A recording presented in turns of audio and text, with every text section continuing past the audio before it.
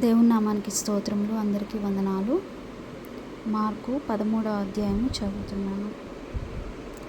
ఆయన దేవాలయంలో నుండి వెళ్ళుచుండగా ఆయన శిష్యులతో ఒకడు, బోధకుడా, ఈ రాళ్ళు ఎలాంటివో ఈ కట్టడములు ఎలాంటివో చూడుమని ఆయనతో అనెను. అందుకు యేసు, ఈ గొప్ప కట్టడములు చూచుచున్నావే, రాతి మీద రాయి ఒకటైనను ఇక్కడ నిలిచి ఉండకుండా పడద్రోయబడునని అతనితో చెప్పెను. ఆయన దేవాలయం ఎదుట ఒలీవ కొండ మీద కూర్చుండి ఉండగా పేతురు, యాకోబు, యోహాను, అంద్రెయ అనువారు ఆయన్ను చూచి, ఇవి ఎప్పుడు జరుగును? ఇవన్నీ నెరబోవు కాలమున ఏ గురుతులు కలుగును? అది మాతో చెప్పుమని ఆయన ఏకాంతం ముందు అడగగా యేసు వారితో ఇట్లు చెప్పసాగెను. ఎవడనూ మిమ్మును మోసపుచ్చకుండా చూచుకొనుడి. అనేకులు నా పేరిట వచ్చి నేనే ఆయననని చెప్పి అనేకులు మోసపుచ్చెదరు. మీరు యుద్ధములను గూర్చి యుద్ధ సమాచారమును గూర్చి వినినప్పుడు కలవరపడకుడి. ఇవి జరగవలసి ఉన్నవి కానీ అంతము వెంటనే రాదు. జనము మీదకి జనమును, రాజ్యము మీదకి రాజ్యము లేచును. అక్కడక్కడ భూకంపములు కలుగును, కరువులు వచ్చును. ఇవి వేదనలకు ప్రారంభము. మిమ్మను గూర్చి మీరే జాగ్రత్త పడుడి. వారు మిమ్మను సభలకు అప్పగించెదరు, మిమ్మను సమాజ మందిరంలో కొట్టించెదరు. మీరు వారికి సాక్షార్థమే అధిపతుల ఎదుటను రాజుల ఎదుటను నా నిమిత్తము నిలవబడెదరు. సకల జనములకు సువార్త ముందుగా ప్రకటింపబడవలెను. వారు మిమ్మల్ని అప్పగించుటకు కొనిపోవునప్పుడు మీరు ఏమి చెప్పుదమా అని ముందుగా చింతింపకుడి. ఆ గడియలో మీకేమి ఇయ్యబడినో అదే చెప్పుడి. అప్పుడు చెప్పేవాళ్ళు పరిశుద్ధ ఆత్మీయే కానీ మీరు కాదు అని ఆయన మాట్లాడుచున్నాడు. ఆయన ఏర్పరచుకుని వారినంట సభలకు అప్పగిస్తారంట. ఆయనని నమ్ముకున్న వాళ్ళని. కాబట్టి అనేక అధిపతులు ఎదుట, రాజులు ఎదుట ఆయన నిమిత్తం మనల్ని నిలబెడతారంట. ఒక దోషిలాగా మనల్ని నిలబెడతారంట. కాబట్టి ఆ నిమిషాన ఏం మాట్లాడదామని మీరు ఆలోచించొద్దు. ఎందుకంటే పరిశుద్ధాత్ముడే కానీ మీలో ఉండి మాట్లాడేది మీరు కాదు అని మాట్లాడుచున్నాడు దేవుడు. కాబట్టి సహోదరుడు సహోదరుని, తండ్రి కుమారుని మరణము అప్పగించు. ఆ సమయంలో సహోదరుడు సహోదరుని, తండ్రి కుమారుని మరణంకి అప్పగిస్తారంట. కుమారులు తల్లిదండ్రుల మీద లేచి వారిని చంపింతురు. కుమారులు తల్లిదండ్రుల్ని చంపిస్తారంట. ఎప్పుడు? ఈ అంత్య దినాల్లో. నా నామము నిమిత్తము అందరి చేత మీరు ద్వేషింపబడదురు. అంతము వరకు సహించువాడే రక్షణ పొందును. ఆయన నామం నిమిత్తము ఎంతోమంది ఇప్పుడు క్రైస్తవులు అంటే చాలు వాళ్ళని ద్వేషించడం, వాళ్ళని తిట్టడం, దూషించడం అంటున్నారు కదా.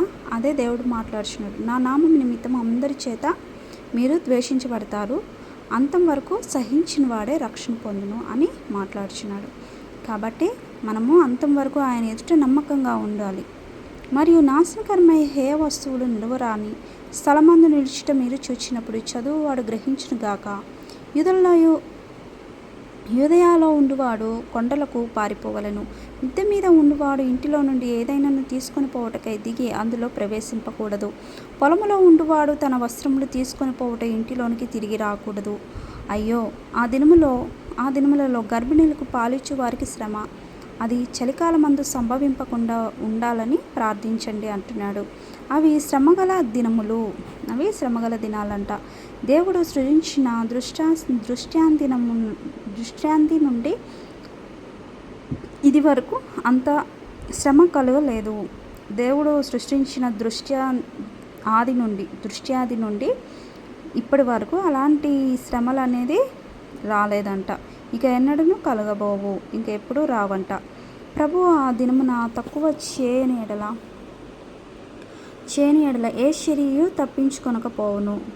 ఏర్పరచిన వారి నిమిత్తము అనగా తాను ఏర్పరచుకునే నిమిత్తము ఆయన ఆ దినములను తక్కువ చేసిన కాగా, ఇదిగో క్రీస్తు ఇక్కడ ఉన్నాడు, ఇదిగో అక్కడ ఉన్నాడు అని ఎవడైనాను మీతో చెప్పిన ఎడల నమ్మకండి అని మాట్లాడుచున్నాడు దేవుడు.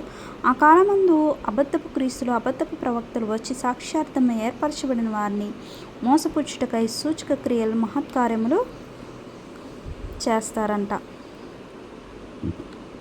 సూచక్రియలు మహత్కార్యాలు చేస్తాడంట. ఎందుకు?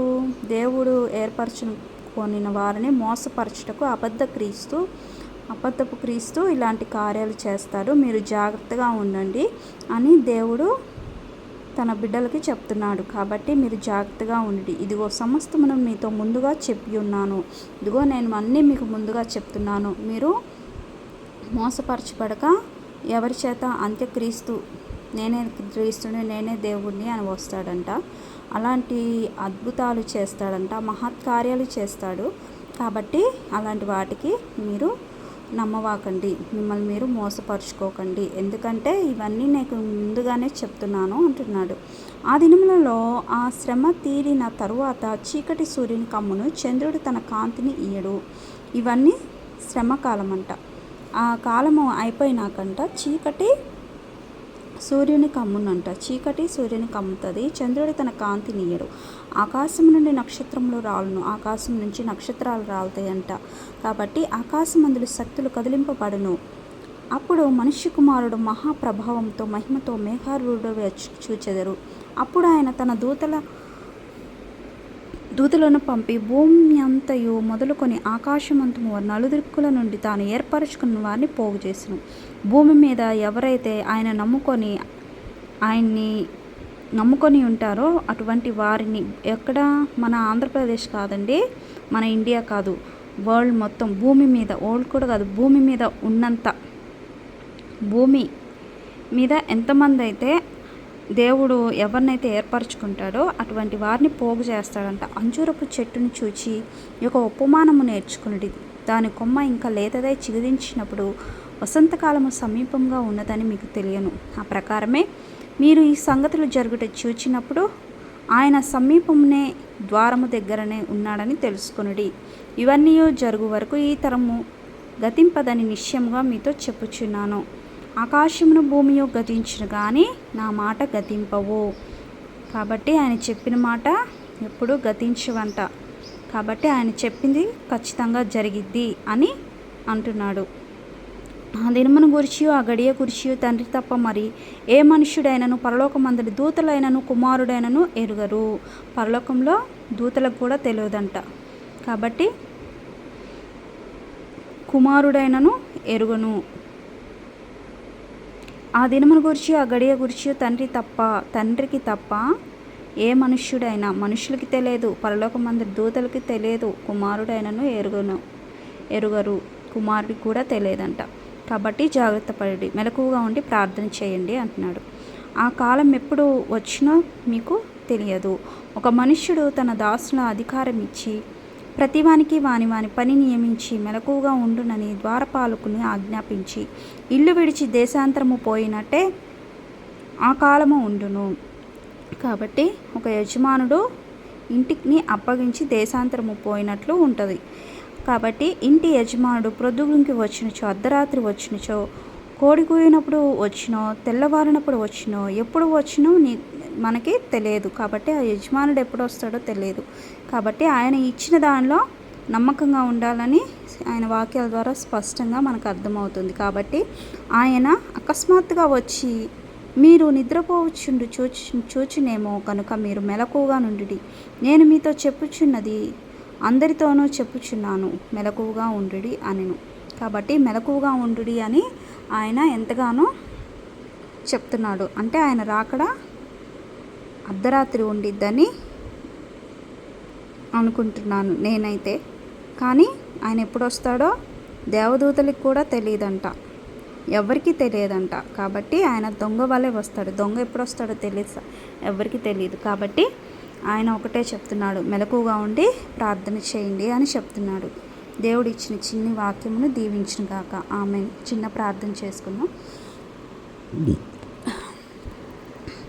పరలోకమందున్న తండ్రి, నాయన నీకు వందనాలు చెల్లిస్తున్నాం ప్రభా. ఈరోజు మీరు ఇచ్చిన ఈ వాక్యమును బట్టి స్తోత్రములు తండ్రి. అయా యేసయ్యా, దయచేసి తండ్రి అయా నాతో పాటు ఏకీభవించే ప్రతి ఒక్కరిని జ్ఞాపకం చేసుకోండి. ప్రతి ఒక్కరూ మారు మనసు పొందుకొని రక్షణ మార్గంలోకి వచ్చేలాగా సహాయం చేయండి తండ్రి. నాయన నీ రాకడ ఎప్పుడు వస్తుందో తెలియదు తండ్రి. శ్రమకాలం అయిపోయిన పిమ్మట నా తండ్రి నీ రాకడ వస్తుందని నాయన చీకటి సూర్యుని కమ్మును అంటున్నావు తండ్రి. చంద్రుడు తన కాంతిని ఇయ్యడు అంటున్నావు తండ్రి. అలాగే తండ్రి నాయన నీ రాకడ నా తండ్రి నాయన మహాప్రభావముతో వస్తావంటున్నావు తండ్రి. మేఘారూఢుడై వస్తానంటున్నావు తండ్రి. దయచేసి దేవా నీ రాకడ ఎప్పుడుండిద్దో తెలియదు అయ్యా. సిద్ధపాటు కలిగిన జీవితాలు నాకు ప్రతి ఒక్కరికి దయచేయండి తండ్రి. దేవా సమయమును పోనీయక సద్వినియోగం చేసుకునే కృపనివ్వండి ప్రభా. దేవానికి స్తోత్రాలు చెల్లిస్తున్నాను తండ్రి. అయా మా బంధువులు, స్నేహితులు, రక్త సంబంధికులు అందరినీ జ్ఞాపకం చేసుకోయ్యా. ప్రతి ఒక్కరూ నాయన మారు మనసు పొందుకునే రక్షణ మార్గంలోకి రావాలని ప్రార్థిస్తున్నాము ప్రభా. అయా నువ్వు ఎప్పుడు వస్తావో తెలియదు తండ్రి. సిద్ధపాటు కలిగిన ప్రార్థనా జీవితాలు దయచేయ్యా. అయా నశించిపోతున్న ఆత్మ నిమిత్తం భారము కలిగిన ప్రార్థనా ఆత్మలు ఇవ్వయ్యా. దేవానికి స్తోత్రములు తండ్రి. నామకార్థ భక్తి వద్దయ్యా. నామకార్థ జీవితం మాకొద్దు ప్రభా. అయా క్రియలు లేని విశ్వాసం వ్యర్థం అంటున్నావు ప్రభా. దయచేసి నాయన మొదట మా క్రియలు సరిచేసుకొని నా తండ్రి అయా నువ్వు చెప్పిన ఆజ్ఞలు పాటించే కృప నీవు ప్రభా. మా పొరుగు వారిని ప్రేమించే మనసు ఇవ్వయా. అయా మమ్మల్ని ప్రేమించే వారిని మాత్రమే కాదు తండ్రి, మమ్మల్ని ద్వేషించే వారిని కూడా ప్రేమించే మనసును దయచేయి తండ్రి. ప్రేమ నా తండ్రి అయా యేసయ్య అనేకమైన కోపము క్రోధములను చల్లారుస్తుందంట ప్రభా. అటువంటి ప్రేమను దయచేయి తండ్రి. స్తోత్రములు తండ్రి. అయా అందరూ నాయన అయా ఈ భూమి మీద ప్రతి ఒక్కరిని నాయన నిన్ను నమ్ముకున్న ప్రతి ఒక్కరిని పోగేస్తాను అంటున్నావు ప్రభా. దేవా యేసయ్య ఆ గుంపులో మేము కూడా ఉండులాగా సహాయం చేయండి తండ్రి. నీ రాకడతో వచ్చినప్పుడు మమ్మల్ని జ్ఞాపకం చేసుకోండి అయ్యా. ప్రతి ఒక్క విషయంలో మీరు తోడుండి సహాయం చేయండి తండ్రి. ఈ లోకంలో మాకు ఏది వద్దు ప్రభా. నీ రాజ్యంలో మాకు స్థానాన్ని దయచేయి తండ్రి. మాకు ఒక చోటుని దయచేయమని ప్రార్థిస్తున్నాను తండ్రి. స్తోత్రములు ప్రభా. దయచేసి నాయన అన్ని విషయాల్లో మీరే తోడుండి సహాయం దయచేయమని అయా చిన్న బిడ్డలు, చంటి బిడ్డలను జ్ఞాపకం చేసుకోండి. అయా యేసయ్య భార్యాభర్తలను జ్ఞాపకం చేసుకోండి. అయా యేసయ్య స్తోత్రాలు తండ్రి. యవ్వనస్తుల్ని జ్ఞాపకం చేసుకోండి ప్రభా. యవ్వన జీవితాలు పాడు చేసుకొనక తండ్రి అయా నీ మార్గంలో నడుచులాగా సహాయం చేయండి తండ్రి. అయా నీకు స్తోత్రములు తండ్రి. నీ కృపా కాపుదల ప్రతి ఒక్కరికి దయచేయమని వేడుకుంటూ చిన్ని ప్రార్థనలో తప్పులుంటే క్షమించయ్యా.